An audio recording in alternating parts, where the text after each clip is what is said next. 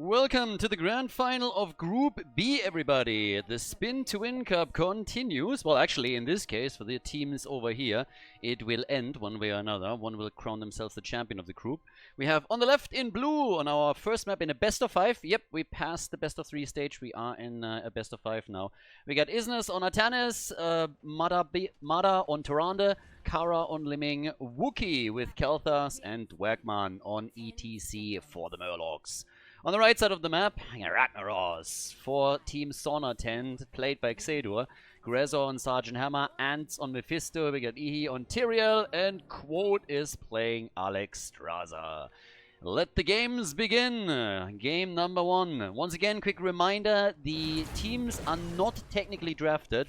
The teams go on a website, they spin a wheel for every single position within the team, and then randomly get a hero assigned to that role. But still within the same role, so you have your front line, you have your back line, and you have a supporter, but within that it is RNG, which has caused some pretty awesome comps, honestly, and some really interesting games as well. But we also ended up with a couple of players that had to play heroes that they had absolutely no idea of, and that just gave us hilarious compositions, especially builds. I mean, there was some wild stuff out there. Now we are in the final of the group, though, and we got the Murlocs, even with the opening kill here against Ragnaros, as you could just see a second ago. When it comes to the talent choice on level 1, a lot of stacking is going on here. We got Protector of Aya for Artanis, Luna Blaze for Tyrande, and obviously Kelthas again with the Mana Addict, whereas Ragnaros is starting with the IKEA build, going full suite on us with the meatballs. So shifting Meteor is in, the unyielding power for Mephisto, and then last but not least the Circle of Life for Alex Straza. So a lot about the globes, a lot about stacking at this point for the two teams here, and it should be pretty wild. Best of 5 series just in general have been extremely entertaining so far in this tournament, and just the team compositions alone and what you get from one map to another has been pretty amazing. Honestly, personally, I've now been thinking a little bit about this, because I was like, initially I was looking at this, I was like, yeah, well, this is kind of an interesting twist on the ARAM concept, but is it really something that you want to see in a prize money tournament? And I don't know, the format has actually grown on me a little bit. It has obviously an RNG factor, but I think we could even run this with a bit of prize money and some of the top teams within the scene. I mean, what do you guys think? A little bit of feedback as Ragnaros dies again would actually be appreciated, because I'm kind of curious. I think this could be pretty fun. I mean, again, there's an RNG element. That's always the weird thing when you're trying to establish a new format for a competitive tournament that actually has prize money. This is mostly the amateur scene and the amateur players that we're obviously seeing here. But I think it could be fun to mix that in every now and then. We've been trying to mix things up with the Murky Cup, the Banshee Cup, and other concepts, but this might be interesting also on a bigger scale. What do you guys think? Now, as we have the first items being taken, a couple of turrets have already been claimed. It seems like the support point is the next one to be fought over. And they're really committed, aren't they? The blue team has Kelthas in the mid lane, though, and they are going straight for Sergeant Hammer, who has just now been killed. But ETC is also gone. They're still fighting for it. Atanis is trying to jump in, but he's incredibly low and is about to die here. He's dropping low, and he's not the only one. Kelthas is also in trouble. So is Liming. The mages are suffering here, and the healing beacon has been taken by Alex Straza, as Artanis gets murdered and Team Sauna Tent wins the point, but then loses Mephisto. 4 kills to 2. When we come to team compositions, the damage output on the blue team side is of course heavily reliant on cooldowns, which can be a bit of a problem.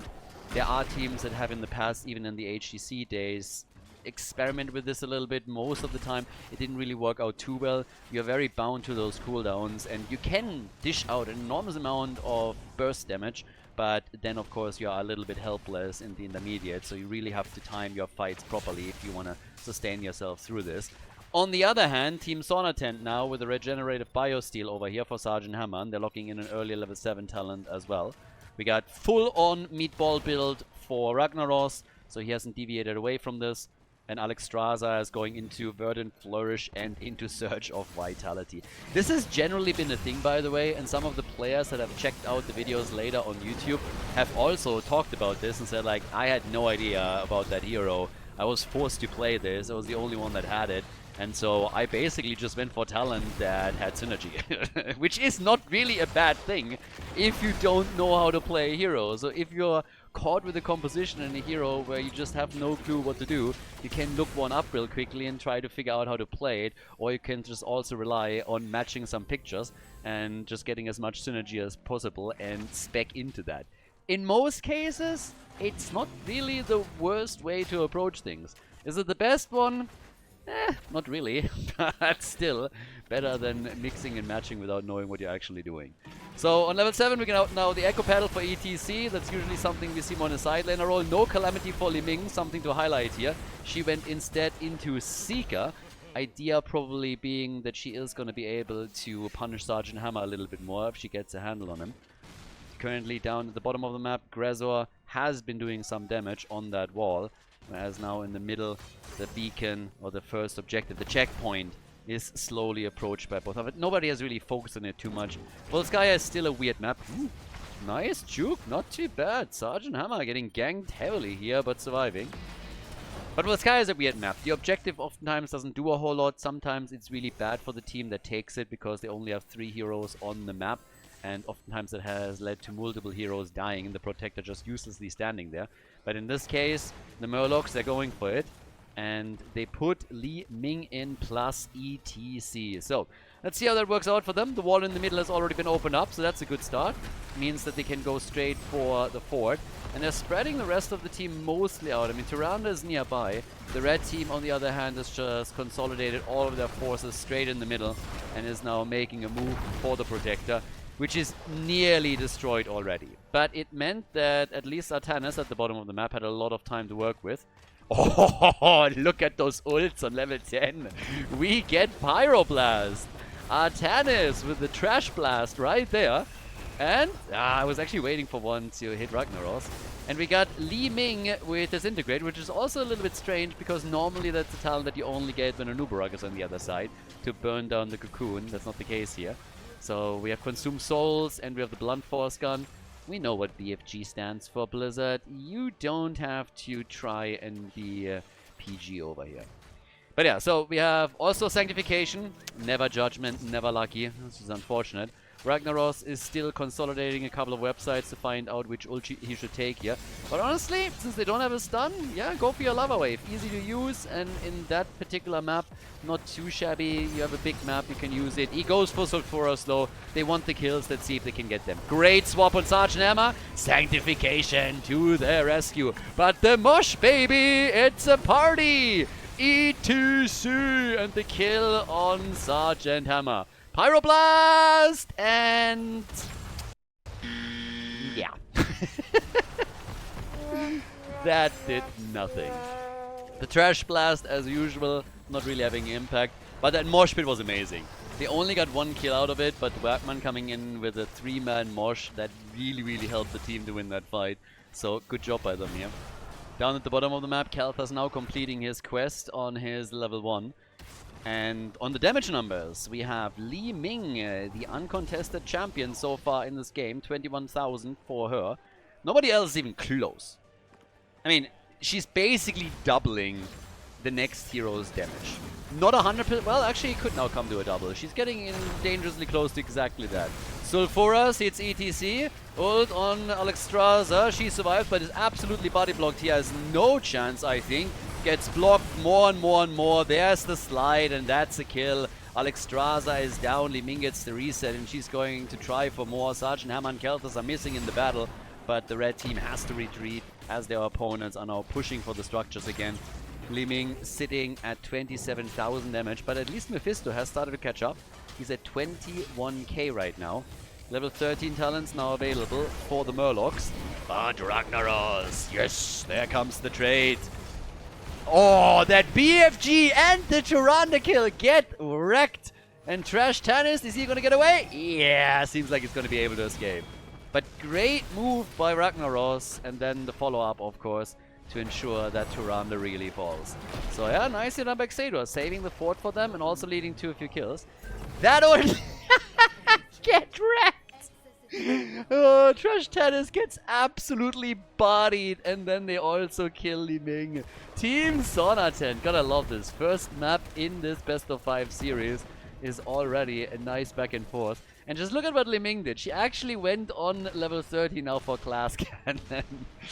I mean, there is a lot of burst on the other side, so let's see if she can actually survive through this. It's not going to be easy for her, I can tell you that much already. But it should be a fun encounter here. The level 13 talents for the red team. We get the Resilient Flame for Ragnaros. And over here we got the Sword of Justice. Down at the bottom of the map in the meantime, still at one-on-one battle between our two, I guess side laners now today. Typically you would expect Ragnaros and Artanis to take the side lane. But it has been a 4-man the entire time, and then 2 of the damage dealers taking care of the other lane. But let's see, with all these items that they now have, what the blue team can pull off during the second objective, or if they're even going for it. Currently it's only the red team. But they want to go for a gank, and damn, that's Sergeant Hammer. Blown apart here. Nice. Yeah, nicely done, especially by Li Ming. Good damage from her, absolutely on point. Now they're going for the fort. At the top, they're trying to do the same thing and go for the objective. That's a race that the blue team is going to win. If they just push for the keep right now, and that's exactly what they're doing, good choice, then they will force the red team back eventually. This is all that they got to do. Push for the structures here. Make sure that you push for the keep. Let him heal. Ragnaros is there. Gets a nice Sulfuras off, but Darcy has the trade cooldown already. And I think he's going to get interrupted if he's going to try and use it now. So they're going for the keep. Topside fort has fallen, obviously. But down here, this is a lot of damage already on that keep. Even if they don't take it, and they won't, because Ragnaros is able to get it straight through. They've done tons of damage on it. But the topside party is continuing a little bit further. So right now, Team Son are attempting to pay them back. And of course, they're also getting the objective. Let's not forget about that. But just structurally speaking, the Murlocs have taken the lead right now. At least the wall goes down, so they're able to do that, but how much can that protector actually accomplish?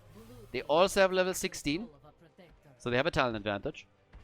And they are going to try, of course, to do some severe damage to structures, at least in the middle. They're not moving straight for the top side keep. Blue team also still aiming to get their level 16 talent, which they should get in a few moments. But without it, a real team fight is going to be a bit tough. Seems like that fort over here is gonna be doomed. I don't think that they can actually save this. But now we got Imposing Presence for the Murlocs. We got Ignite. We have Mirror Ball. And they're still trying to defend as best as they can. Protector still fine here. Here comes the hit. And that's the kill. The fort is gone. The Mosh Pit! The interrupt is there. Nice Sulfuras, but it came a bit too late. Sergeant Hammer's already dead. Sanctification to survive the pyro. Oh, but he dies anyways. Alexstrasza is a bit too slow with her ult. She could have saved him if she just dropped it earlier. But yeah, he dies anyways, and then Alexstrasza goes down too. So the blue team, definitely with a bit of housekeeping here, just moving through and cleaning everything up after that fight. Now going for Mephisto as well. Oh, but Ragnaros is actually crushing it this game. That's now, how many kills did he got? 3, 4? Hey, he's burning them down. He gets Tyrande and he gets Li Ming. That was huge. That was actually big. This would have been a 0-4 kill count in this fight if not for Ragnaros. He was able to get 2 counter kills, so that took a lot of the zing out of the situation. 12 kills to 7, but both teams on level 17. So he's not too far behind. By any means right now. Alexstrasza also with the overprotective here. And we have lightning reaction plus the burning halo and more meatballs for Ragnaros with a meteor bomb. ETC gets his own camp. Obviously his level 7 talent is helping quite a lot with that now too. How's Artanis doing, by the way? I actually haven't trashed Artanis enough. Only 2 deaths. Okay, alright, I see it. 21,000 damage. Okay, he's getting a pass. He's getting a pass for now. I mean, I still hate this mount. This is ugly as hell, and this is unforgivable. This is disgusting, and I apologize to all of the viewers here that you are exposed to this profanity. This shouldn't be a thing. Then again, he is actually getting some great swaps in. Another swap is already out. Sergeant Hammer gets stunned, and that's a kill. They wanted this one, and they got it. They worked hard for it. Ragnaros again. He is really getting some good moves, and he's top damage now for the red team too. Doesn't help them enough. They're still gonna lose that fort. But he is making some plays. So, yep, Ragnaros is doing his thing. Currently we have 13 kills, 2-7. And with Kelthas now cleaning up the camps, we're having each team inching a little bit closer to level 20. And of course, right now it's the blue team that is calling most of the shots here. They're even trying to steal some of the camps away from their opponents. The sauna tent, maybe they were a little bit too long in the sauna. Still a little bit lightheaded, slightly delirious. And it actually fits with the theme. They go for a Swedish meatball build, and the Swedes love their saunas. They're not the only ones. The Finns are probably a little bit ahead of them. But it's also a snow map, so works. Works for me. Now, the final, maybe, control point, the locking. Oftentimes, the game ends with the third. If not with that, then with the fourth. Always, of course, the question if the teams are really going for this, or if they are just going to try and end the game through a team fight and then a push. But right now, on the damage, we got 43,000 for Li Ming. 35,000 for Ragnaros. He's getting closer. Sergeant Hammer is a little bit disappointing, only 21k, died 5 times, so this build from Li Ming really trying to get as much burst damage out as possible is, at this point at least, working for them. They are burning Sergeant Hammer down whenever possible with a quick barrage, and then of course there's always Kelthas with some extra damage as well. But with level 20 talents that they just got, they really want that keep. And they're gonna get it. Sergeant Hammer is sitting up at the top. This is not really Hammer's job to sit topside. She would have been much better down here at the bottom of the map. I think it's doubtful that it would have been able to save this. But Sergeant Hammer side laning just feels a little bit strange. This should usually be Ragnaros that does the work here. I mean, with the trade, maybe he can save the fort at the bottom of the map a little bit longer. But, yeah. So as it stands, they're getting some progress on the checkpoint. Red team is trying to prevent that from happening. Top side, yeah, Grezza is now moving back. Of course, doesn't want to dive too deep. If he goes all the way up to the keep, then he's very... I mean, he's surely going to get ganked and killed. Ultra capacitors are now ready for Sergeant Hammer. We have the upgrade with the Ritual of Life. Oh, and even the upgrade with the Flames of Sulfuron now. Okay. Let's see if he can hit a couple of those. That's a decent stun that you get out of it if you hit the bullseye there. But yeah, it's 20 versus 20 now. ETC still looking for the Mosh. Few turrets out too, so they're trying to use the items to solidify the position here. But I guess we're soon going to see the remaining 2 heroes come back. And here comes Isnes on the Lizard, bringing Artanis back into the battle. Where's that swap? Yeah, this time he misses it. But they go for Sergeant Hammer. And, well, that's a save. Even the Pyro couldn't get the kill. Awesome save by Alexstrasza. Really well done. Blue team might have overstepped. There's the kill against Li Ming. She's the top damage for the team, and now they are in trouble. Tyrande is out. Here's the ult of Mephisto, and that takes down Artanis. Yep, well done. Artanis is dead as well. Really sweet team fight by them there. Li Ming the first one to fall, and then just look the ults coming in. The quick kill against Tyrande, and then last but not least, Artanis falls, and they're being chased away here. So, great job by Artanis in particular, but also Alexstrasza saving the day with that ult. And, well, all of a sudden, Team Sauna Tent is starting to look a bit more dominant here. And they're also still on the keep. 30 seconds before the blue team gets the heroes back. And that's the keep for sure. 96% by the way in the progress bar on the checkpoint for the Murlocs. They were so close to getting the objective, but now the keep is gone. Could they have gone a little bit further? I mean, if Ragnaros has a trade, I think they could have really tried to go for core even. They got decent damage there. Sanctification, the ults were basically all out.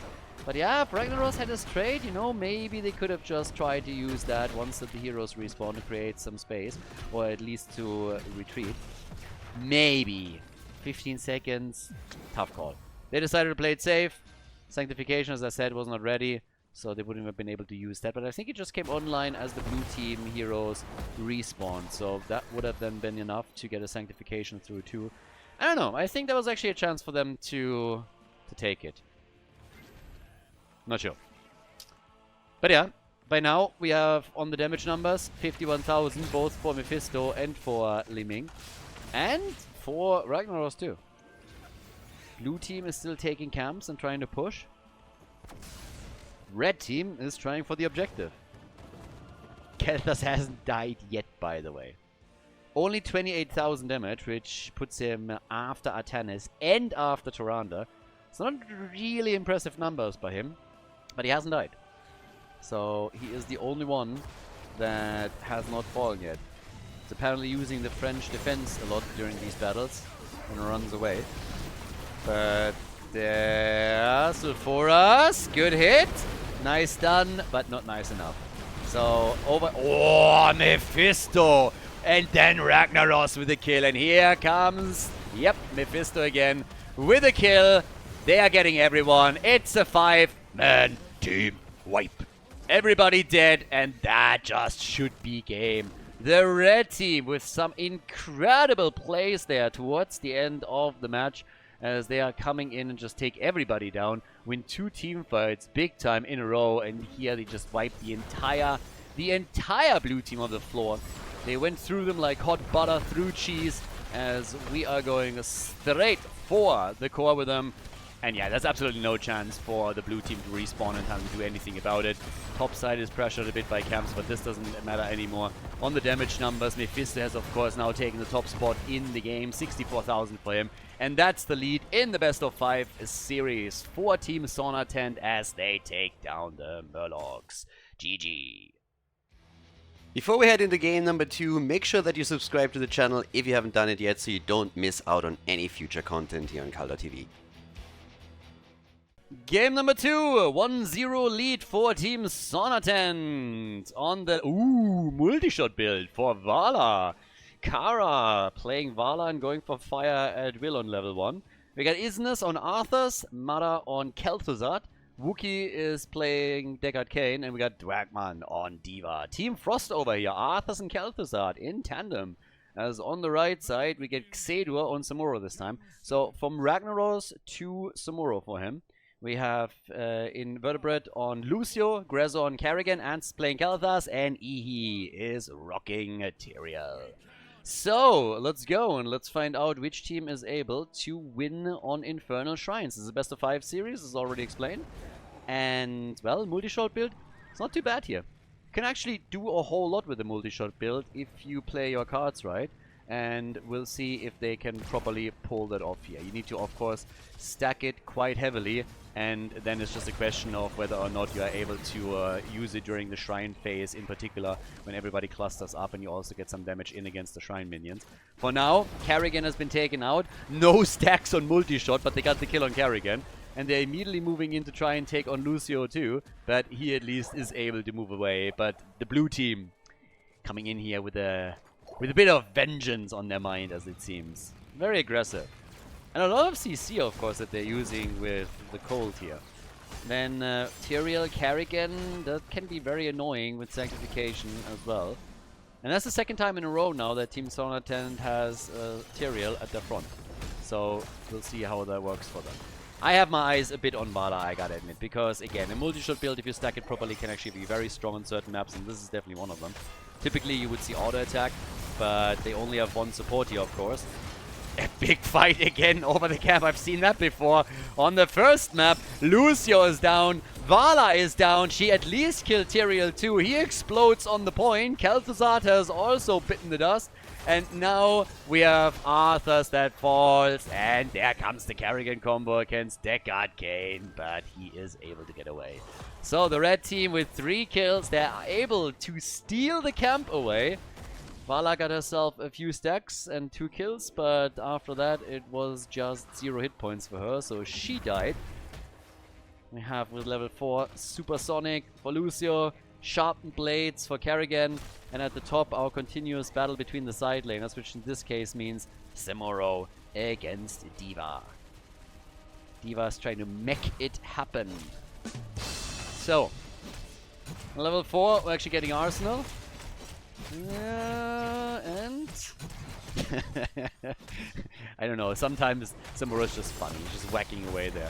But they are really aggressive at the bottom of that. I mean, damn, Vala can be happy that she didn't go for an auto attack build, because that's the second time that she has now died. Still trying to get those stacks together for her level 1, she's currently sitting at 8. but the blue team stole the camp. The blue team took the camp, but now they lose Khaldor too. Yeah, they're eating a lot of damage, and Arthur's just spread the fire over to Dwergman on D.Va, so she needs to be a bit cautious. She was out of the mech at the point in time. Damage output, I mean, we already had some decent fights. We have now 8,500 for Khaldor's, and 8,000 for Arthur's. So, top damage run. More than Vala right now. Vala's problem is that she died twice. I mean, she died twice pretty early in those fights. Needs to stand a little bit farther back in order to get the shots in consistently throughout the battle and then get more of those hits.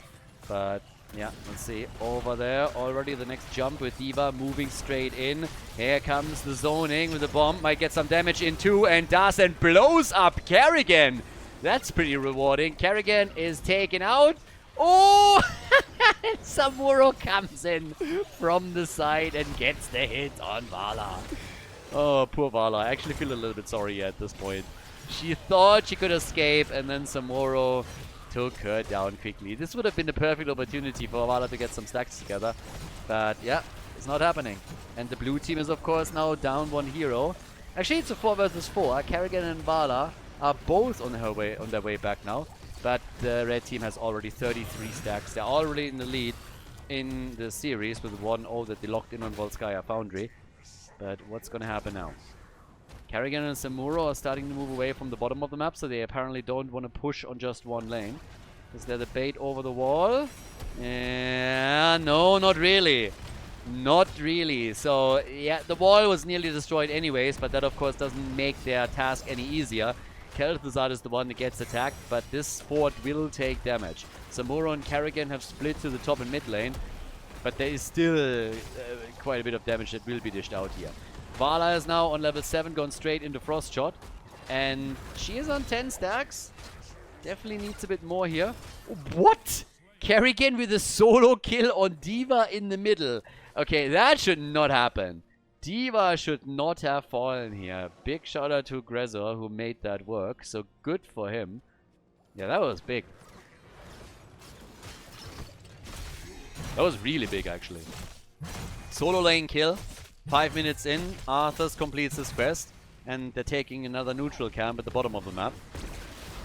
Vala is connecting another 2 heroes. So Vala needs to work this a bit. If she really wants to have a proper impact in this game, then she needs more stacks. 12 at the 5-minute mark is honestly not enough, given how many fights we already had. It's more the survivability than anything else for her that causes a problem right now. Tyrael. Oh, Sanctification. Damn, they're really committing to this. They have ults, and why wouldn't they? With them having ults, they are very happy to take that fight. The blue team has to retreat. They lose the camp. And they have still 1.5 levels until heroic abilities are going to hit for them. So, this is tough times. They didn't lose anyone, which is important. But, yeah, it's a big gap between the two of them. Between the two teams. And again, Pyroblast. This time from the other team, by the way. So, Pyroblast is still in here.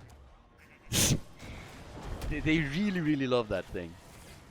The Trash Blast did nothing in the last game. I don't think he got a single kill with it. If anything, I mean, he got close once, and then Alexstrasza just said, not on my watch. Went for the big heal, and ruined their day. 7 kills, 2-4. And up at the top, Arthas still alone. Damage side, he is in 11,000. If Arthas is still your top damage dealer in the game, 6.5 minutes in, with Vala and Khaldor on your side, then you know something isn't really going all that well. Now, Arthas, of course, can dish out quite a bit of damage with the proper build. I'm not saying that he is always like too low, but still, you have 2 range damage dealers. They should be able to pack more of a punch, generally speaking. There's the level 10 abilities finally. Also noteworthy that on the baseline quest, Khaldor is only sitting at 18 right now. But they got Syndragosa. On top of that, we have for Khaldor also Shadow Fissure. And we get Stay a While and Get Wrecked.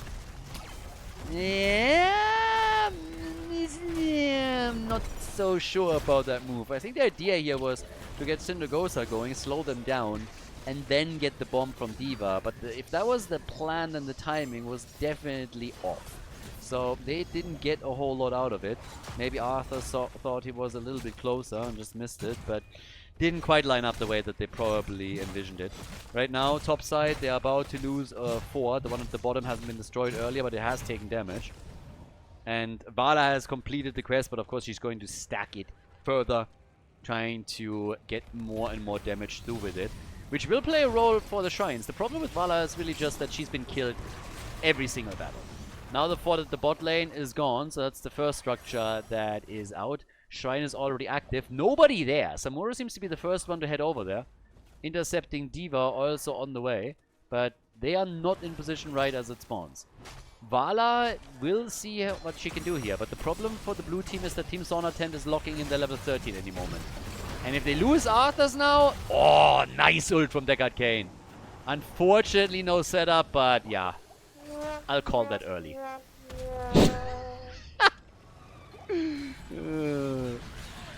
Yeah, that was... Yeah. But level 13 is in. They got the advantage now. Team Sauna Tent is level 13. Kerrigan is already starting to absolutely murder everyone down here. Samuro isn't even with them, but the blue team has retaken the position on the shrine. And Vala is now on 30 stacks, so if she can survive through the fight and just get some good angles, she can get a lot of stacks here and also get a lot of damage out. That's a perfect one right there. So, and then she dies. Yeah, Vala is just getting crushed. She's just absolutely getting crushed. She's finally able to get some damage out, is now sitting at 16,000, but she died for the 4th time now. That's half the deaths of the blue team. It's a 4 versus 5, but Kerrigan, the sanctification from Tyrael, absolutely on point. And now they turn it on Khaldor and Arthur's dies. That leaves them with 3 heroes. Honestly, they just need to go back here. Khaldor wants the kill, and he might actually get it, and he does! Gets the kill on D.Va. Well done by Ants, and that is another objective for the red team. I mean, I gotta say, Team Sauna Tent with a dominant performance in this game. 10 kills to 4. They win the second objective as well. They have already destroyed 1 fort. Topside fort is nearly gone. Very different from the last map. And of course, they won the first game, don't get me wrong, but for large parts of game 1, it was really the blue team that was running the show. And just towards the end, we saw Team Sauna Tent pick the pace up a little bit and be able to put a huge dent in. Now they are 3 levels ahead, which is massive for them.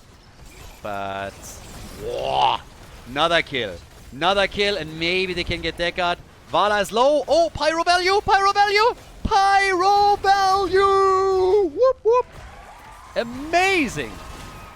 Kerrigan is also gone, but hey, Pyro got value, so that Pyroblast. Best ult in the game, clearly. Pyro, pyro, viable, viable. Anyways. Nearly a 3-level lead here for Team Sauna Tent. All the forts are gone. They are starting to take the keep walls out. I would honestly like for them to stay here maybe even a bit longer. I mean, the pace is working for them. They just have to make sure that they are not throwing this. Because currently it is theirs to lose. Team Sauna Tent is 3 levels ahead. They have taken all the forts out. And the stacks on the blue team side just aren't good enough right now. One thing that is kind of interesting is that Khaldor has very few stacks on his level 1, considering where we are. At level 16 already, and he has only 24. I mean, it still works. He completed the quest, but obviously would love to boost this a little bit more. Now, damage-wise, Vala on 22,000. She is, together with Arthur's now, the top damage dealer for the Murlocs, whereas Khaldor has 32,000 and is putting both of them to shame. And then you have Kerrigan coming in on 27k. So, yep, red team is taking everything they can on this map. And they still have that Samuro card to play in case that they ever have a problem on the macro. Lucio soloing the mid lane now. Oh yeah! Lucio is attacking the solo lane, and well, while the blue team decided that they want to push for a fort, the red team has now said, you can have our fort, we're gonna take your keep. So, this keep, it might not fall, but that is a lot of damage. And if they are willing to sacrifice even just one hero, they're going to take it. And apparently they're willing to do that. They take the keep out. Now the question is, will they pay for it? I mean, honestly, at this point, it looks like they might actually get a kill, too. Kel'Thuzad is barely able to get out. They're still fighting here. I mean, it's a 3-level advantage plus a talent lead, so of course they are in the superior position.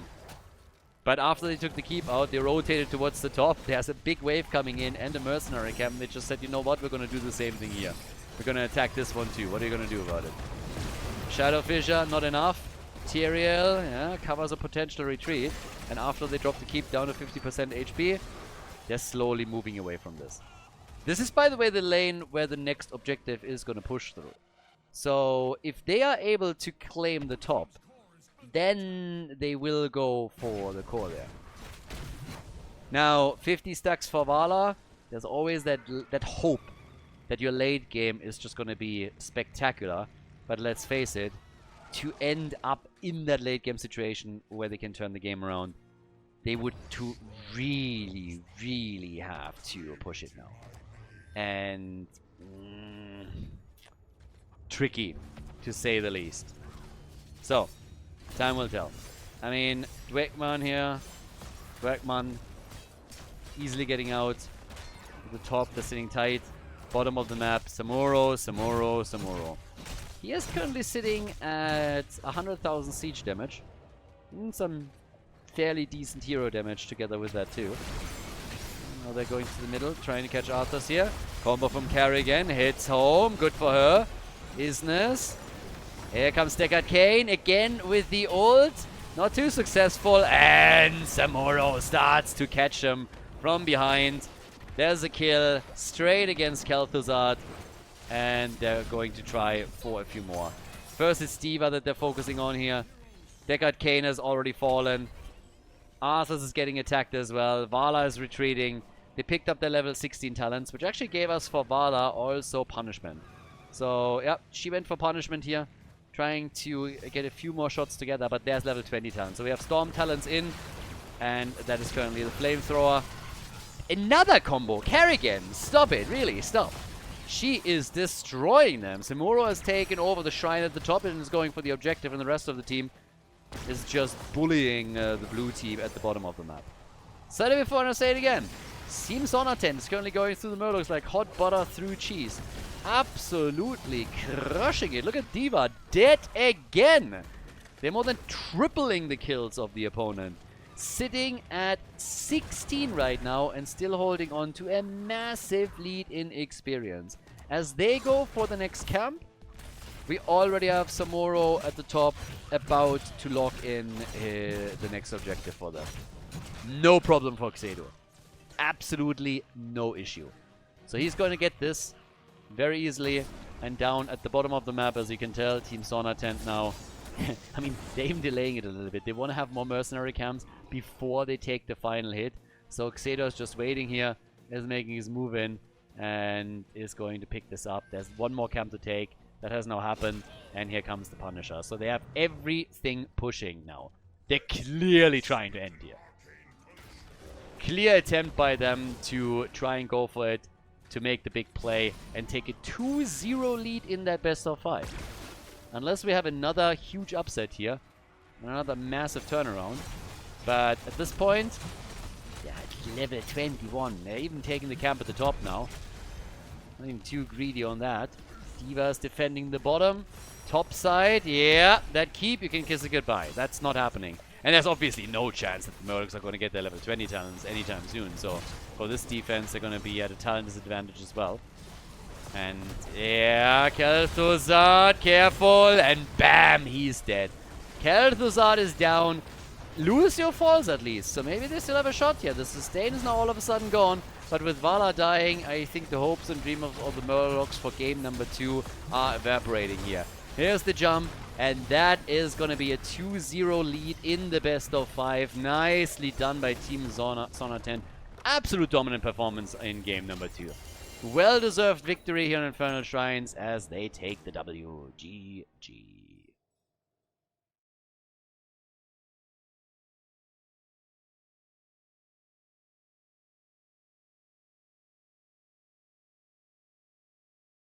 Game number 3. I mean, potentially this is the last map. This is the final of Group B at the Spin to Win Cup. And the comp is wild right now. Again, heroes are assigned randomly with a spin of a wheel. You still maintain a core composition of frontline, backline, and support. But this time, it's actually the blue team that runs Ragnaros, played by Isnes. We got Mada on Illidan, Kara on Morales, Wookie on Lunara, and Dwergman on Mal'Ganis. It's a bit wild. On the right side, with the 2-0 lead in the series, we got Khaldor now on Chen, Quad on Tyrande. Ihi, third time in a row that he has Tyrande. I mean, what are the odds here? Seriously, 3 times in a row and he gets Tyrande. Sorry, he gets Tyrael. Tyrande we've seen from them too. But we have now Ants on Mephisto and Invertebrate on Zagara. So it's actually quite interesting. They run Tyrael 3 times in a row. They have Mephisto for the second time. And for the blue team, everything's on the line right now. They need to win this one. We're in Sky Temple. So let's see how much... Ooh, they even kill a tower this early in the game. That's awesome. That's a rotation that Team Sauna 10 definitely didn't see coming. They were expecting the move for the top vision point as usual, but that didn't happen. So now we have the hit for the tower, and they already take a structure out. Illidan late game could of course be big. They have 3 frontliners, and Lunara is the only range damage dealer. Zagara with really good push for Team Sauna 10, and then we get Mephisto. I'm still just amazed that we have Tyrael 3 times in a row in their tank position. Somebody calculate the odds through. I'm definitely too lazy to do that, but you can look up how many tanks we have in the game currently pretty easily. And then they got it 3 times in a row, so that is pretty crazy. Now, we got Chen on the other side, so we have actually, as pointed out by Semper, Fat Illidan against Illidan. It's actually true. At the end of the day, Chen is nothing but Fat Illidan. Also jumps in feet first, is always hyperactive in every single team fight, but he loves cake a little bit too much and keeps chomping them down. So he's going for a little bit of a Fat Kung Fu Panda style. And he can battle it out with Illidan as this continues. Ragnaros will also be... I'm a bit curious about this, because Ragnaros, when he was played by the red team, was amazing. Had a huge impact as well. But currently we have a different build already for the hero on the blue team side with the engulfing flame. And down there, Morales, Kara, staying as far away from the fight as possible and just doing what Morales players do. Heal everybody up and be extremely annoying to the opposing team. The Mokus Forales strategy is there for a reason. It's very infamous and also quite strong if you can pull it off. Illidan loses to Fat Illidan already. So, yep, there's a kill. There's our first blood too. Blossom Spell for our girl, for Bambi. And the panda is very happy. Khaldor was able to grab the kill and is now jumping in to bully Ragnaros a little bit. But at the bottom of the map, the red team is starting to lose some ground here. For the Murlocs, this really counts. I mean, the Murlocs need to win this. They need to go for a full reverse sweep if they want to take the group, if they want to win this group. So, can they or not? We're going to find out now, but it's going to be a really tough battle. And it has to start here on Sky Temple. Also, by the way, just a little bit of a side note. I mentioned in some of the earlier matches in the group stage that there will be a bracket phase where the best teams of all groups come together. That's actually not the case. That was changed. That was the initial plan. But for reasons, it has been decided by the organizers to just play out the individual groups. And so this is for the 2 teams here at the final. This is the 2 best teams out of Group B that are facing off against each other in a best of 5. And with the first objective up, I guess this top fort is gonna fall. So already lots of damage done previously at the top side. But they're gonna get this one. And the blue team is not gonna be able to reciprocate at the mid lane. So this is great. This is fantastic for the Murlocs. This is a good start into the game for them. It's a very, very good start. Now, as we're moving towards the middle, they're even trying to steal a few of the points away here. Can't quite make that work, but maybe they can get a kill. They're trying, and they're so close, but it didn't work out. So, there we go. Illidan took the final few shots at the top. Again, position much, much better currently for the Murlocs, at least structurally. This is, by the way, how you pick a mount. Look at this. Kara, did she go for the ugly mount? Nope, Morales went straight for a unique mount. You know, Morales was thinking, I need a mount. I have this batshit ugly lizard. Should I take it? No. I want something unique. Something epic, one might say. Do I have something like that? Oh, look! It's an epic and unique mount. Let's go for that. Yeah, that's amazing. So, much better choice. Some bonus points right here. Punkt in der B-Note. Still only 1 kill in the game.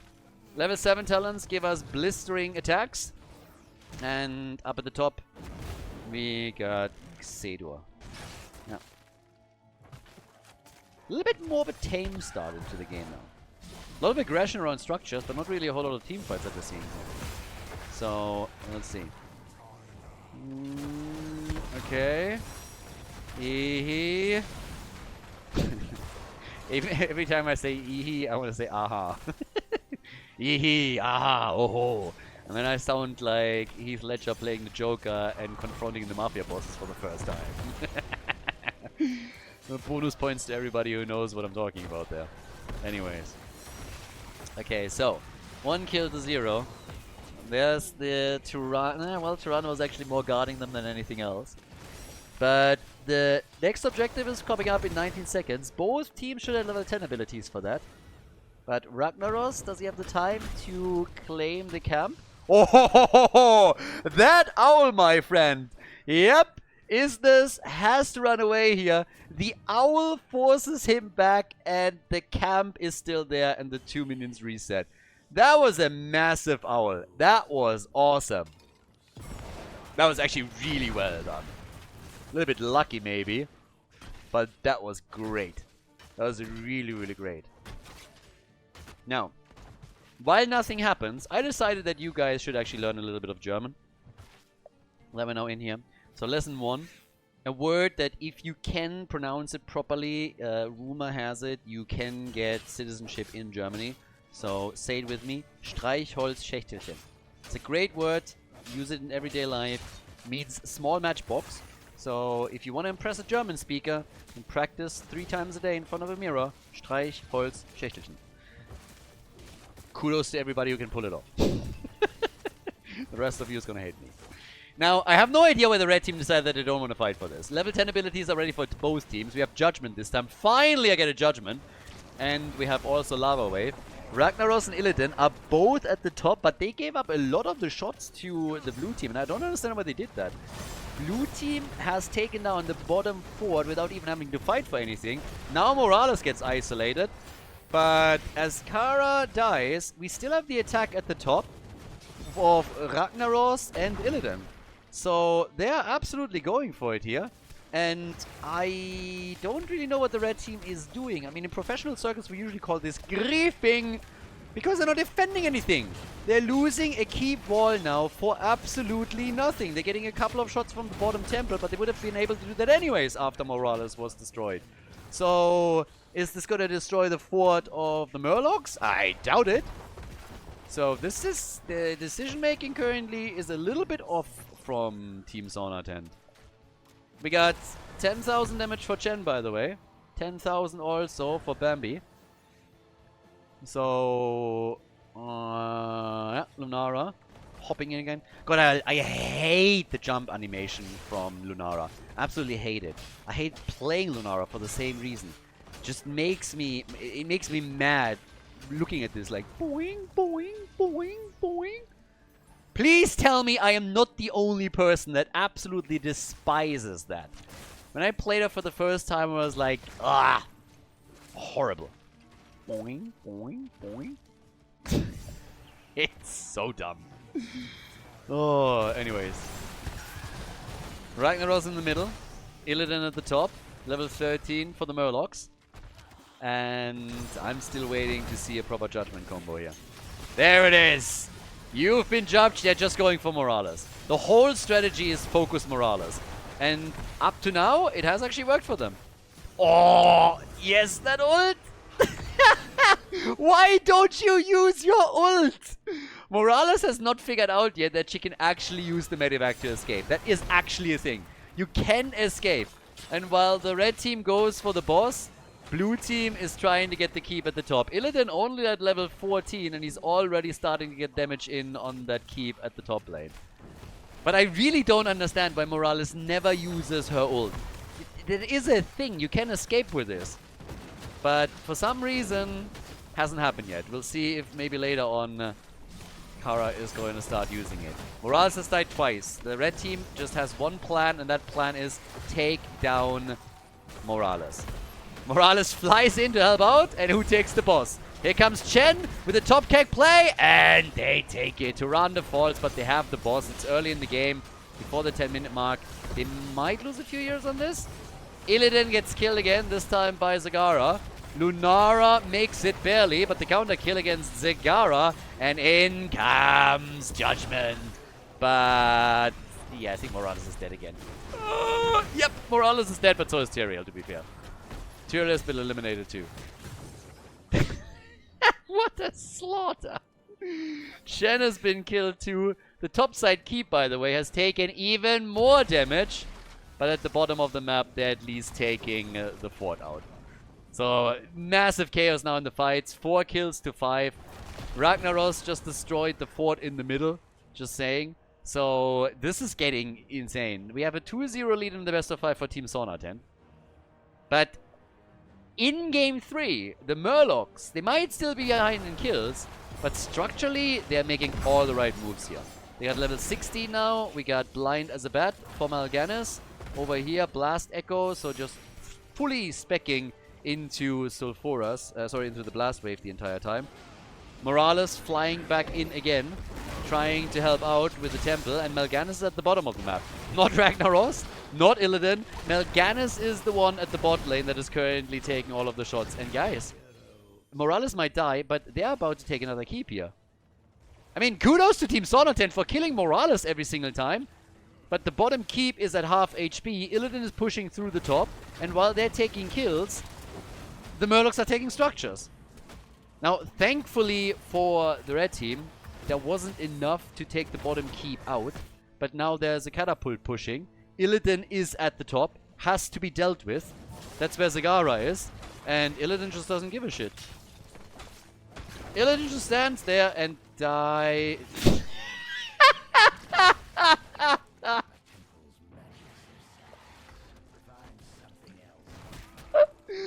Oh my god!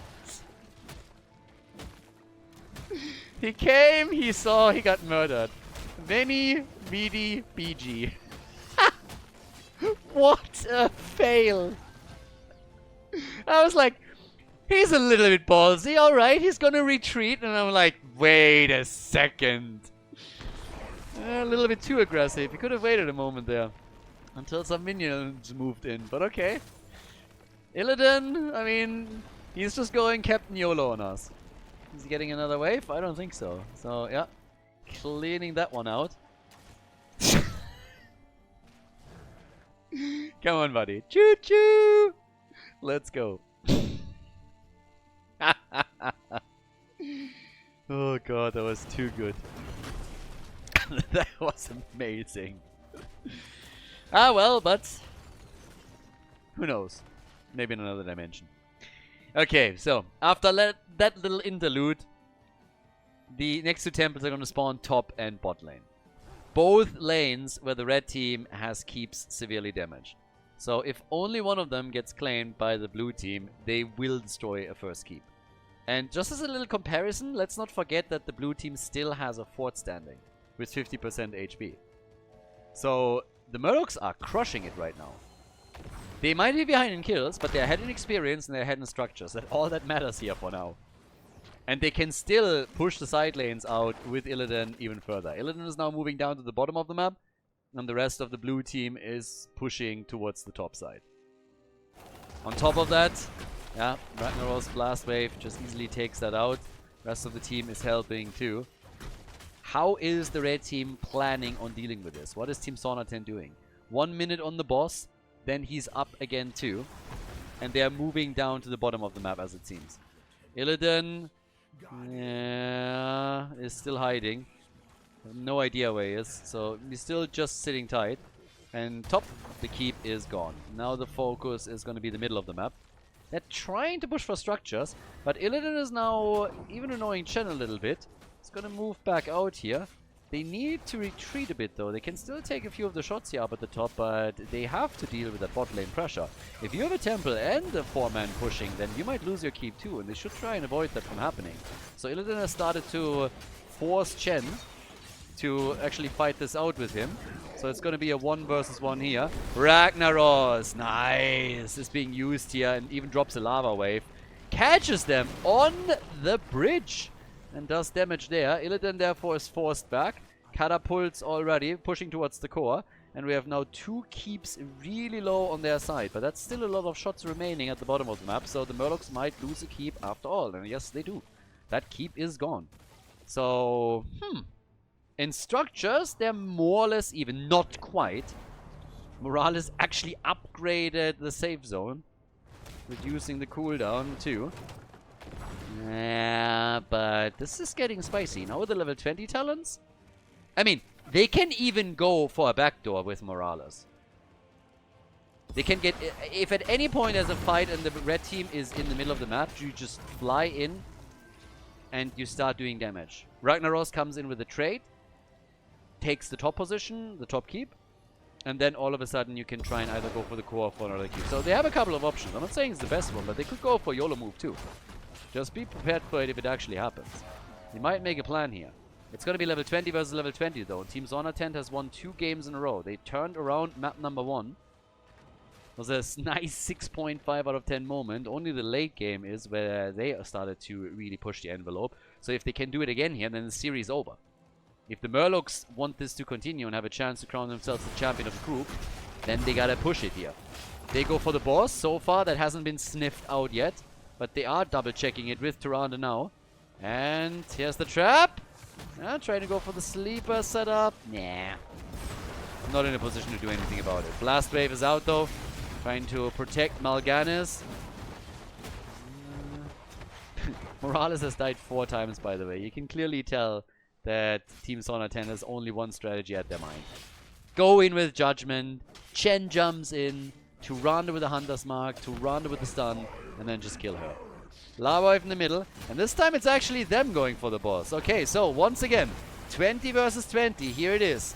Did the blue team wait too long? The level 20 advantage is gone now. Here comes the medevac. They're flying in. Yep. Doing the work. Safe zone, baby. And Tyrande is still alive. The double more. But now they're right on Zagara. And Zagara is about to die. Zagara is going down. Judgment on Illidan. Here is the lava wave though. Lava wave kill. Yep. They're getting the kills here. They take down Tyrande. They take down Tyrael. Now they go for Morales. And Chen is the only one that is still alive. He's trying to keck his way out of the battle. But I do not think that he's going to survive this. He's immediately getting attacked. And Khaldor doesn't stand a chance there either. That's going to be a 5-man team wipe. The Murlocs, ladies and gentlemen. That's the move right there. Illidan is on the core, as is. The keep in the middle destroyed. And I guess we're going to game number 4. I guess the Murlocs are able to put a point onto the board and ensure that Team Zona 10 is not going to go for a clean 3-0 victory in this match. With 9 kills to 8, 17-18 minutes in, they take the core down and they win the 3rd map of the best of 5 series. Nicely done, GG, well played.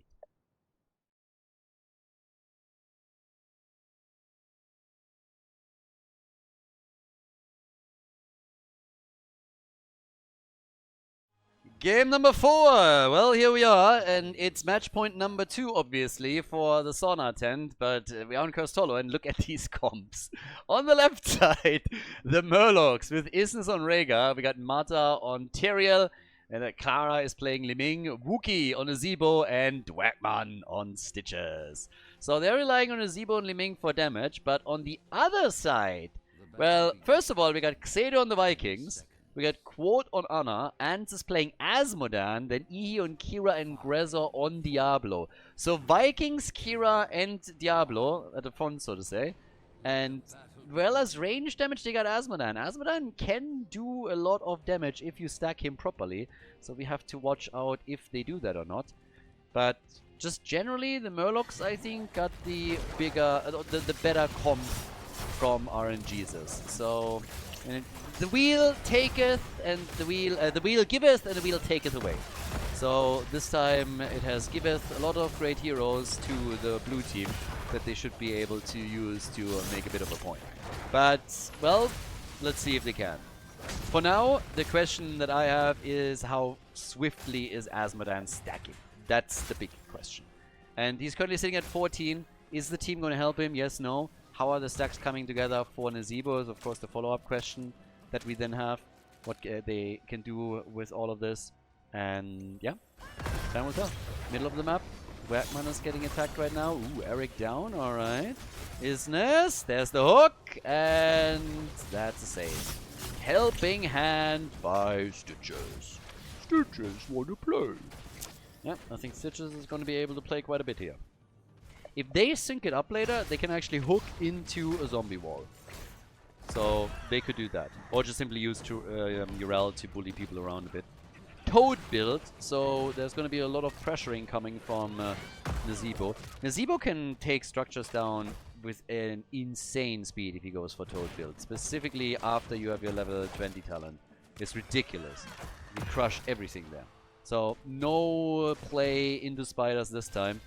Azmodan, yeah, I'm not really liking what I'm seeing down here, to be honest with you. Not a lot of stacking going on. Azmodan is being shut down fully. 28 stacks, 2 minutes in. You should have a bit more than that. And most of those are from hits against heroes. Not even trying on this wave. So do we see it at least on this one? Or how is this going to plan out for them? Yeah, that's not going to be anything. He gets to 30 stacks, but that's all that he's going to need to get from this wave. So that's going to be a little bit of a disaster. Ans is going to have very slow stacking on Azmodan, and they need him to stack much, much faster because he is the main damage dealer for them. So I don't really like what I see there. The Vikings are spreading out onto the lanes, trying to get the experience for them. That could be a kill on Stitches. And Rega. Yeah, Rega gets the heal. The Savior. The Lord and Savior, Lord Rega, he is here. But he's also a little bit low, and the red team is pushing. There's the hook. Nice. Kira might be in trouble. Whee! Turns it against them. Ho ho ho ho! And that hurts. Yep. That hurt. That's both of them down. That is unfortunate. Kira getting hooked, and then she's like, well, thank you very much. I'm going to take that, and I'm going to take some heroes out now. So, big play here from the sauna tent boys. But, well, right now it's a 6 versus level 6, 1 kill to 2. Azmodan is at 50 stacks down at the bottom of the map. It's another one against Nazeebo, but nothing really too impressive on the stack number. So that could be a problem. 43 stacks for Nazeebo, just give you a bit of a comparison here. Whereas we're seeing for Rega a shield build, he started things off with Stormcaller straight into Electric Charge. And with the first tribute already taken, a little bit of a body block attempt, but Kira is able to get out. Kara trying for the combo with the Ming, couldn't quite land it there. Now the level 7 talents kick in. Level 10 is also going to get fairly interesting. Nazeebo, by the way, with the Toads of Hugeness and Blood Ritual at this point. So, Blood Ritual for him currently. And Nazeebo? I mean, Nazeebo is at this point at the bottom of the map pretty much clear lane. It's still only one tribute that has been taken. The next one is spawning at the top side, but I'm not quite sure if everybody's really going for it. Once again, we have a bit of an attack coming on from... Oh my god, Li Ming, heal, please. Stitches is about to die, but he would fall anyways. I have no idea why Li Ming is still there. You're not going to get a quick snipey kill, and you're so low that anybody that even looks at you the wrong way is gonna just kill you. Second tribute has been claimed though by the blue team, so they get even the second one because everybody on the red team side was busy on that camp. Now, there's not necessarily a problem right now, but it could become one later. Nazeebo is completely left alone, so he can stack as much as he wants. And the red team is mostly aggressive around structures, right? Great hook, by the way, against Azmodan. Azmodan at 91 stacks. He should die here. There's a couple of heals coming, but they should be able to get him with Li Ming. A lot of mana still on Kara and Calamity, so yeah, that's a kill for sure. 5 hit points at 1 point. And with Kira dying, Azmodan makes it 2. So Kira and Azmodan are both dead. Good damage on the mid lane structures, though, by the red team. But I think in the long run, they're going to have a problem with this strategy. And now it's the 3rd seed. And I am not so certain that they can win this one. And Nazeebo? He is crushing it at the bottom. What is Rhaegar doing over here? I mean, Eric is getting murdered, but Rhaegar apparently went a little bit too deep, went in for a bite, and gets still killed by the Vikings! No! The timing is horrible! They take the keep out. If they can kill at least Ana, that would be big. But with Diablo appearing, I'm not so certain. Diablo actually killing Li Ming. And Ana, okay, she's killed too. Ana goes down, Li Ming is dead, Nazeebo is about to die too. Is at 79 stacks now. They have level 10, both teams do. But that was a bit of a wild situation at the bottom of the map. Artakeos here. Bloodlust! Why are you taking Bloodlust? Nazeebo, what? Attack speed does nothing, dude. You have no comp that should take Bloodlust. You have the movement speed, so if all that you're trying to do is run away fast, then hell yeah, that is your choice. But what? Nazeebo went for Bloodlust, Pudric Bile for Stitches, and yep, there goes Rhaegar. So Rhaegar has been destroyed, he's dead. I mean, we got anti-healer, yes, but that's not a reason not to take Ancestral. That's a reason to pay attention, but Bloodlust is definitely not the choice. Okay. I mean, let's see, it might work out for them. Work a couple of auto attacks in, okay, but I would have advised a different path here. Ana on the other side, yes or no? But that is not a hard counter against that talent. So they give up a second tribute, which means that the next one is going to determine which team takes the first objective and claims the curse. I don't know what Urel is doing. A little bit too aggressive, but it worked for her. I mean, 3 Vikings and Diablo. She wasn't afraid of those, I can tell you that much. There's once again a decent hit point, but using the ult there. Oh, if they can steal that boss. They took the boss at the bottom of the map already, so each team wanted to go for theirs, but blue team way faster, and they could steal this away. Eric goes down. Yeah, nano boost on Diablo. Apoc does nothing, and Diablo's about to die, and the boss could be stolen. Boss could definitely be stolen here. They should focus on one thing. They should make a decision on what they want to go for. But they take down Ana. They take down Kira. Li Ming with the kills, the reset, and now it's a double boss play. Bam! The Murlocs. 0-2 in the series. Then they win on Sky Temple, and now they start looking pretty darn good in game number 4 as well. They might actually be able to force a game number 5. After an 0-0 problem, they might be able to force game number 5 on this one. So, yeah. In comes Olaf. Trying to defend. There's the curse. Boah, double boss plus mid lane camp plus curse. Ooh. I mean, talking about overkill. How much are they going to get out of this? Boss at the bottom of the map is already doing damage to the keep, obviously. The Vikings are trying to defend. They're going now for Diablo over here. They kill Diablo! If they kill Kira too, this could end disastrous for the red team. I mean, this keep is likely going to fall to the minions alone. If not, then they're going to send in one hero and that's it. But they might lose the game here. They actually might lose the game here. I mean, look at these two. They're just pushing through the wall at the keep, meaning the minions take out the fort. Now the wall is open. Top keep is already gone. And yes, with a boss, they're going for the core. They destroyed the keep at the bottom of the map as well. We're only 9 minutes into the game. But this double boss plus curse situation is murdering them. Team Sauna Tent is getting absolutely demolished. The Murlocs. Hot butter through cheese, baby. They're killing them. Look at this.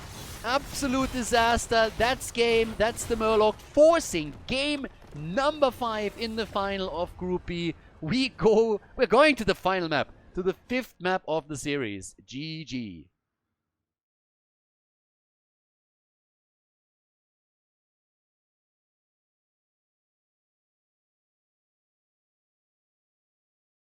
Final map, game number 5. It's the showdown. They actually pulled it off. They were 0-2 and they forced the final map the Murlocs. On the left, with Dwagman on Johanna, we got Kelthas played by Wookie, Kara on Falstad, Mara on Chen, and Isnes on Oriel. So, Battlefield of Eternity is our map.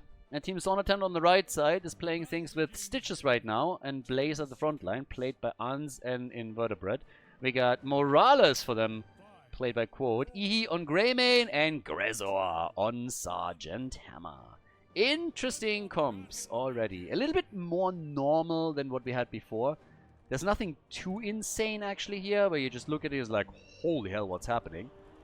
But let's see who takes it. I mean, generally speaking, when you look at this start, Red Team has a pretty decent comp there. Beefy frontline. As long as I don't see Combustion, I'm happy. We have Morales for the pocket heal. Greymane is great on the objective. Sergeant Hammer is good for zoning. You can take structures down.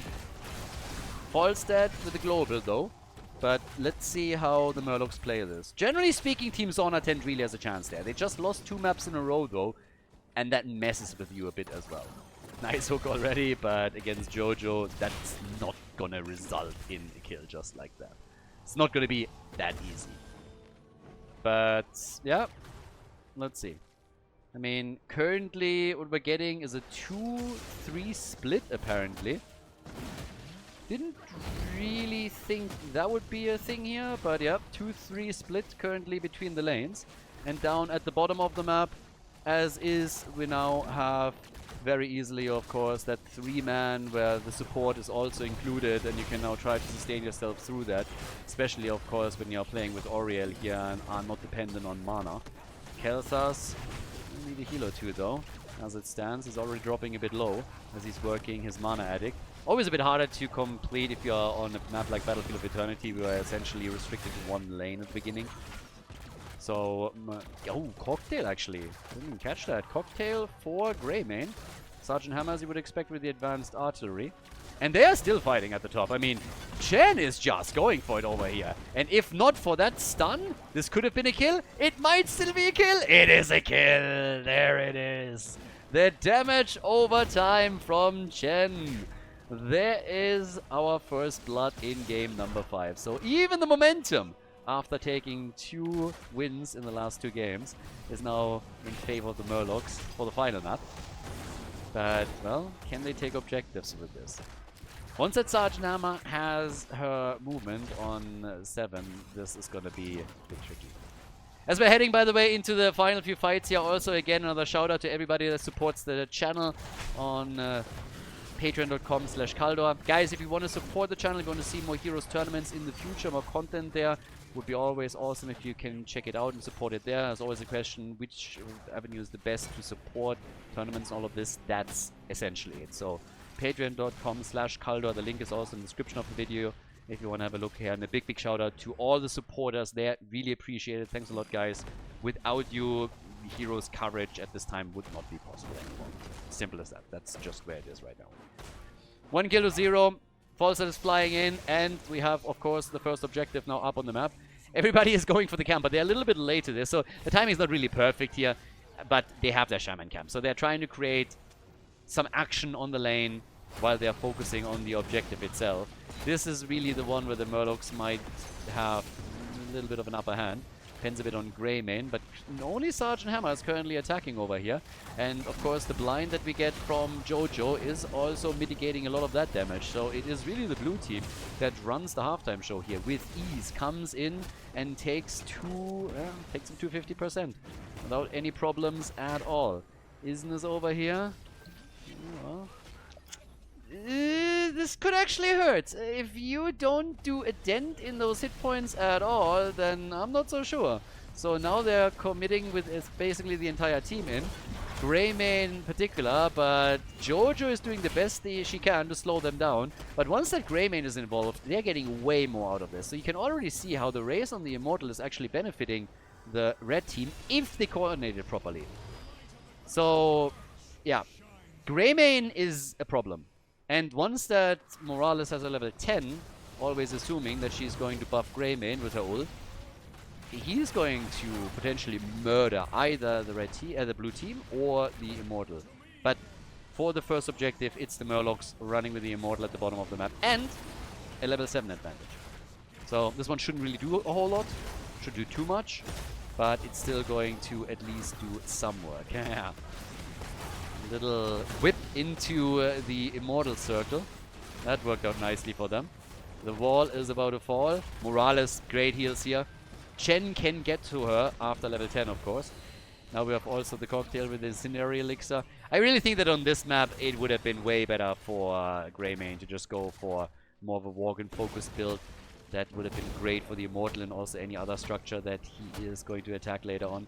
We have again Hover Siege mode for Sergeant Hammer, so now this is going to become a little bit more problematic for the blue team to deal with as well. And yeah, by now, 5 minutes in, there's the hook. Is this careful, Greymane? But it's again Jojo that deals with it. And Sergeant Hammer at the top lane has now been eliminated for the second time. There's actually 2 kills against Sergeant Hammer. 2 kills, both of them against the Sergeant. Now, quest for Kelthas is progressing quite nicely too. He's at 14 stacks now. But the leading experience for the blue team, that could become a problem. They're going to hit level 10 first. And they're very likely going to hit level 10 during the next objective. Another hook. Wookie gets attacked. And there's the kill. Okay, finally we have Sonatent also with a point on the board. So they get the kill against Kelthas. Also slows down his stacks, of course. But now the Immortal is spawning again. And they take the camp down here, but they should also move over and claim... well, it's a little bit too late for that. Doesn't line up properly. Oh, losing Blaze in the 1v1 at the top. Great job by Mara, but that is not good. The camp is still there and it's going to slow them down. They're sending Greymane, I guess, to deal with it. But that, of course, gives more experience to the Murlocs and they will get level 10. This should be a very easy objective now for the blue team. I mean, a really easy one. And that's a huge problem. Pyroblast, again, they love Pyroblast. They absolutely do. But now we have also the Keck. Oriel hasn't taken anything yet, but I guess we can expect her to go for Aegis. Yep, there it is. Red team is, of course, trying to get to their heroics, but they're going to lose the halftime show for sure. Now they're closing in on level 10. Halftime show is already over, but here comes their chance to make a bit of a play. And yes, we get Gorge, but look how quickly the Immortal hit points are disappearing right now. They need to force the fight if they want to have a chance. Jet Propulsion already missed. They might... falls dead. Doesn't get stunned. Maybe they can get Aegis, Gust. Can they get Jojo? Nah, good save, but there is still a hook out, I think. Yeah, they get her. The Elixir of Greymane, actually Greymane jumping in, gets the kill on Jojo. And now they are trying to follow that up with the second one. Stun connects with Chandler, but the team was already starting to move away from it. Now they have to get Greymane onto the Immortal. He gets whipped and stunned out. The death timers are not all that low, so Jojo is going to be back soon. And as much damage as they've done earlier at the Immortal, this is still looking pretty rough for them. Hammer moving in, I don't really get it. Falstad gets killed. That's nice for the red team. That's nice for Team Sonatin. But they need Greymane up there. They need Greymane to do the damage and Sergeant Hammer to defend. They got it the wrong way around currently. And this... Morales! Damn! The big heals from Morales. Saving Blaze. And while the blue team is about to get the Immortal, Sergeant Hammer has at least done a little bit of damage, but hasn't even gotten it to the 50% mark. Morales is keeping everybody alive here. And it's wild. Yeah, it's definitely wild. Yeah, also this one was a bit of a wild one. Didn't hit anybody. Now they have a big shield this time, and it's going to travel towards the bot lane again. This is going to be the first fort. It's a dangerous one for Team Sonatin. I still think they have the better composition here. But the Murlocs, they have the better outlook on all of this right now. So, yeah. It's actually quite interesting. Technically speaking, the composition for the map, I like it more for Team Sonatin. Greymane, Sergeant Hammer, great front line, stuns after Stitches gets a hook. Morales with the ult, boosting Greymane a little bit more. But it's not working for them. they are also misusing this a little bit. They need to use Greymane more on structures and also on the objective. Instead, what now has happened is that the third fort got destroyed. The first fort. At the top, they might even lose the second one. And they're falling behind in experience again. When Stitches gets his hook range extended, maybe that's when they can start turning this. But it's difficult. It's really dicey. Quest completed for Greymane at least, so that's good. His level 7 is done. But yeah, top side, they're gonna lose this one. That's 2 forts down. Second objective, 2 forts destroyed. 2 forts have been eliminated. And now they are even moving in for a few of the camps. So, suffice it to say, the next objective is really one where Team Sauna Tent has to... They have to make a move. I give them that on the second objective, they didn't have level 10 at the beginning. Totally understandable that they didn't want to engage there. They shouldn't. Ah, is this? Nope. Even here, they can't get the kill on Chen. Chen moving back. Gorge on Kel'Thas. That has to be a Kel'Thas kill. That needs to be a Kel'Thas kill. Great. Again, Aegis, and the move there. The stun is ready, but the hook, finally! God, they worked hard for this one. Sergeant Hammer died too, though, so, yeah. But I need Greymane to be a little bit more decisive in a couple of these moves. He is at 43,000 damage. I mean, don't get me wrong, he's top damage in the game. By a huge margin, too. Decent siege damage for him as well. It just feels like he doesn't really work the finishing move in as he should. But currently, we have Stitches with the extension on the hook. Both teams are on level 13 talents, so the next objective is definitely going to be an even fight. 3 deaths on Sergeant Hammer. But still, and yeah, now this is going to be where the rubber meets the road. Right there, this is going to be a big one. Now, only one team took the camp. Blue team, okay, blue team is starting it up now. Might be a tad late on this, but they also took the camp at the bottom of the map. So that's 2 camps pushing. That's actually quite nice for them. It's a lot of pressure against the bottom keep. So this has to be dealt with early. And they might even jump on him. Blessed Shield is out. But he's going to get away here. Yeah, he's going to get away. Instead, he comes in with a bullet. Greymane wants to go for Jojo. They are following this. Nice grenade of Morales. Oh, big hit from Sergeant Hammer. And that's a kill. Great play here. With Jojo down and Oriel isolated thanks to Gorge. That's going to be another one. Aegis used, but this is only going to delay things. Falstad has already been killed. And eventually Oriel is going to die. Now they just have to decide whether they want to go for structures directly. What else they want to do here. Oriel actually was able to mount. Both of them are currently mounting. Somebody has to interrupt this. Sergeant Hammer might try to move over. Is Oriel actually going to escape? She's certainly wasting a lot of their time. Yeah, not a lot of hope left here. Where's the hit? There it is. Greymane, that old kill steal. Look at that. Comes in for the final hit and just steals it away. Topside Shaman Camp has nearly taken that fort out. And now Greymane and Sergeant Hammer and everybody else can easily pull the halftime show off. And then try and get even more as Oriel is still gone. So this is really the moment for the turnaround. In kills, they've already accomplished it. 7 kills to 4. They have taken the lead there. Can they take the structures too?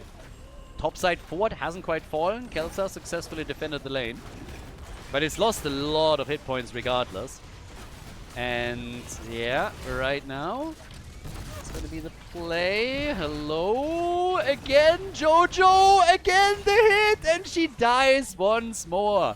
Big immortal now for Team Sauna Tent. The first time that they win an objective in this 5th game. And this is for all the marbles. This is the one where it's decided which team takes the group. Which team wins it. Now, bottom of the map, that's where the Immortal travels. I am not 100% certain why exactly this lad is up at the top. Invertebrate should move down to the bottom of the map. He has no business here. He really shouldn't be here. You're gonna get that fort anyways, whenever you want it. This is a huge opportunity with a big shield to make a huge play. So he should have gone down to the bottom of the map and assist the team. That fort, he will take it, but that would have fallen one way or another. Now, this fort is also gone, so 2 forts will be destroyed. It puts both of the teams on eye level in structures. But what's really important is what happens now. Blue team is defending as best as they can. Forster can still fly down and will soon do so. As Blaze is finally making the rotation. Shield is gone. Immortal switches over into melee mode. And that leads us to a destroyed wall at least, I guess. But can they get a bit more damage on that keep? Can they maybe get the entire keep? The hook! And here comes the ult onto Greymane. Worgen form, baby. Get some hits in. Come on. Work it, my friend. They're getting the keep. That keep is toast if they want it. Falstad is dead as he gusts. They got Sergeant Hammer. Another ult, another hook. And Chen is in trouble. Chen is in trouble. Blessed Shield is out. And Sergeant Hammer can now take the bottom keep apart and does exactly that. So 9 kills to 4. And the Murlocs on the back foot. They started off well, but now they've lost an objective and they're in a bit of trouble. They won 2 games in a row now. They were actually 0-2 initially. They were heavily behind, and this could have ended with a 3-0 victory for Team Sonatent. But then the Murlocs, they buckled up, they dug deep, and they won 2 games in a row. Now, on the 5th map, it seems like they just might not be able to pull off the reverse sweep. Maybe this is where they still lose the series. Chen hasn't died yet. He has survived through all of this. At the top, 9 kills to 4. Alright, let's see. Can they push with that camp and go for the next keep? At the bottom of the map, of course, there's also a camp taken, but keep in mind there's a lot more catapults spawning on the side of Team Sonatent. Yeah, they wanted to go for False. They didn't quite get him here. Here comes the rotation. We're still fine. Jojo comes in. Burst Shield is ready. Could use that whenever she sees an opportunity. They're isolating Sergeant Hammer, and they take her down. It's hammer time. Falster drops the hammer on the Sergeant, and that's a 4. Oh, that long distance hook. But it's Blaze that gets hit hard. And he bunkers up, but it's a bit too late. He's still gonna die. Allows the rest of the team to escape though. But that's 2 important kills. That's 2 kills at an amazing moment in the game too. Because now they can go for the objective again. Now they have an opportunity to lock that objective in. So right there, we have a chance to claim the 4th one in the game and then dish out the damage. That bottom wall has already fallen, so it would move towards the top, but the wall is still intact. But the defense is ready. They're defending with 3. It's a bit of a risky play, but it could work out for them. If they lose somebody now, though, and stagger deaths, that would be problematic. But they're not doing too badly. Greymane is getting some good damage out. And morale is annoying them too, but there's the Blessed Shield. There's the whip into the wall. The engage is happening. Can they get the kill? It doesn't seem like them. Chen is moving in. The halftime show is barely accomplished for them. Another hook. And the gust used for the disengage once more. 32,000 damage for Jojo. She's the top damage dealer for the Murlocs.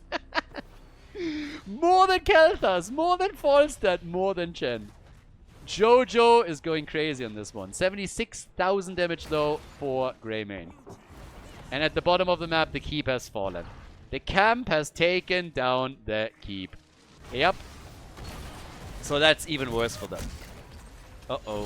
For the red team now. Blue team really has worked for a way back into the game. And this might just be it. Chen is still alive. Oriel is healing her ass off this entire game. And the core is going to be attacked in a moment. Core is going to be attacked. I don't think it's going to take... Oh. Falstad too aggressive right now. Falstad is currently really too aggressive. That's not a position he should have been in. And he goes down. With Falstad gone, this turns quickly. Now the stun on Jojo. Aegis is in. Aegis is there. But she might still die. Chen is also low. They're desperately attempting to survive this. But everybody's losing hit points. Big hook against Chen. And he's dead. Oriel, can Greymane engage? And yes, he can. The whip still came in, but it was already too late. So at the back end of the fight, look at this. First the hook on Chen, he gets killed, and then it's Greymane that is able to get the cocktail out. Double hit. And now Blaze is already opening up the top wall. They want everything here. They want game, of course. They want the game. And they might get it. They have level 20 talents now. With level 20, we got Hunter's Blunderbuss, we got the upgrade with the hyperactivity, and we get the ultra capacitors. So as Chen is still defending, they're going for the immortal and they take it. It's a small shield, but it's also 18 minutes into the game. And it will hard at the top lane. It will hit hard. They're going to get the keep 100%. The only question is, can they get more? Now again, keep in mind, at the bot lane, this keep has fallen. This was taken out just by the lane pressure alone. So, if the Murlocs can defend their core, they're one keep behind, but they're still in the game. Flamethrowers in. They have level 20 talents for the defense. Jojo already with her ult. Where's the pyro when you need it? There's the pyro chance right there. Hit it. Pick one. I don't care which one. Waiting for the bunker. Off we go. Another quick push. Hammer down. Greymane down. And still no pyroblast. Are you kidding me? They go for Blaze. They're going to get the kill there. The chase is on the right side as well. And the ult on Morales. Blaze is gone. And now they have to defend. But boy, they are able to actually survive. They survive the push. This 5th game is going bonkers. 89% on the core. And how are they going to play it now? They have 3 heroes dead on the other side. What's the call? They could technically try and go for the top and take at least the wall out here. But they want to get the cams. They want to take the cams and apply more pressure here. But damn, that's actually nasty that they were able to defend this. That could have been the win right there for Team Sauna Tent, and they defended. Right now, 9 kills to 12. 44,000 damage for Jojo. Still top damage dealer for the blue team. The hook! Yeah, only hitting the minion as they're stealing this one too. 92,000 for Greymane. Everybody is going to be back in a moment. This is going to be decided on the next objective. They have Falstad. Falstad for the blue team is a major asset now. If you don't have any keeps left anymore and you need to protect those lanes, a global hero is pretty amazing. So that's exactly what they're getting there. Down at the bottom of the map, 9 kills, 212, Blaze.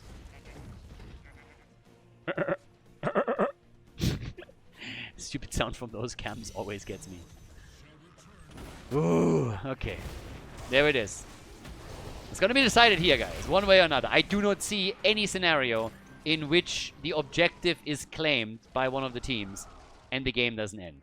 Even if the blue team takes it, it gets nearly wiped. I would still assume they get some counter kills and the Immortal goes through the top there. But that's the only situation where maybe the core survives, and I think that's highly unlikely. So, who's taking it? An eye on Falstad as well. He actually YOLO'd it quite a lot in the last fight, so he needs to play this a bit safer. Still has his Gust though. And they are giving up the position initially to defend the bot lane first. So, some free damage onto the Immortal. The hook! Oriel is still fine. Got close for a second though. Hyperactivity is out, and they're already trying to retreat a little bit. Let that run out. But the hooks from Stitches, they hit hard. Iron Skin is ready. Greymane with the damage against Chen right now. So they retreat easily, and now a lot of the ults are already over. They're trying to isolate them. Force the issue. Gorge on Oriel. Great hook again by Stitches, but the counter was... Oh, Aegis on there. The counter was okay, but can she survive? Big Mighty Gust. They're all in the corner. They're all dying. What the hell? 4 down. 4 heroes just die right there. 5-man team wipe. The entire team gets dropped. The Gust falls then with a winning move right there. They lined up and they got all pushed into a corner and just exploded. The reverse sweep. They actually did it. They won 3 in a row after losing the first 2 games. The Murlocs, they're hitting the core. 14 kills to 12. They pull off a reverse sweep to win Group B. Totally insane, particularly end of this map. What on earth? Well-deserved victory, fantastic series. The Murlocs take it over Team Sauna 10 and crown themselves the champion of the group. GG.